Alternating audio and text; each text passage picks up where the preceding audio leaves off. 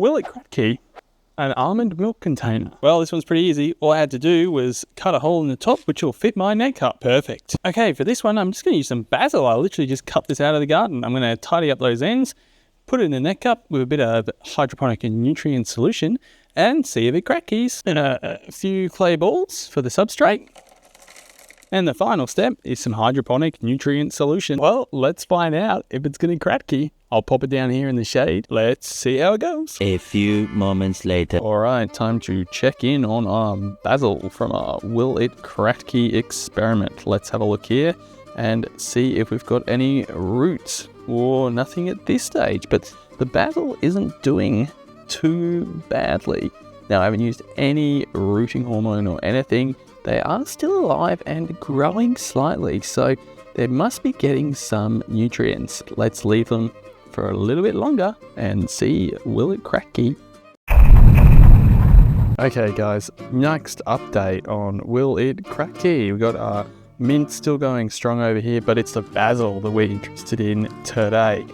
Now, I had a look at these earlier and you can see we finally have some small little roots emerging. That is absolutely brilliant. Kratky check in with our little basil plant. Now, it does look like it's putting out some nice new shoots. We can do a before and after comparison.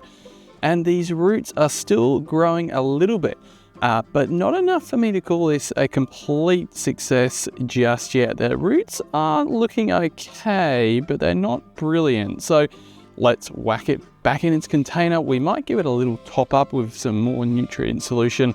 It looks like it may be drinking or evaporating, so it might get a bit concentrated. But anyway, we'll leave it for a bit longer and see how it goes. Well, it has been a minute and it's time to check in on our Will It Kratky basil. Well, for those of you who are plant orientated, you can already see this basil is not unhappy. It is happy. It has shot out some new little shoots, and that's because it has indeed Kratkies. I mean, all we did was take some cuttings, throw them in some hydroponic nutrient solution and give them lots of love. And hey, look at that. We have now got more basil growing, and what we can do here is we can just keep taking cuttings and this is just infinite basil. This is a hack, the glitch in the matrix. He's beginning to believe.